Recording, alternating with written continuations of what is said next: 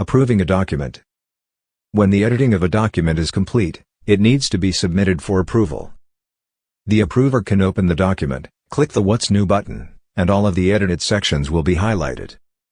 They can also click the View Changes menu link, to open a window and view all of the changes that have been made to the document. Any deleted content will be highlighted red, and anything that has been added is highlighted green. Any section can be rolled back to a previous version by selecting the version and clicking the Roll Back button. A section can be rejected by clicking the Reject icon and entering a comment. The editor can then view the comments, edit the section further and resubmit for approval. The approver can go through the document and click the Approve icon for each individual section. To approve the whole document at once, click the Approve All Sections button. The whole document is then approved and can be locked from further editing and ready to be agreed and signed.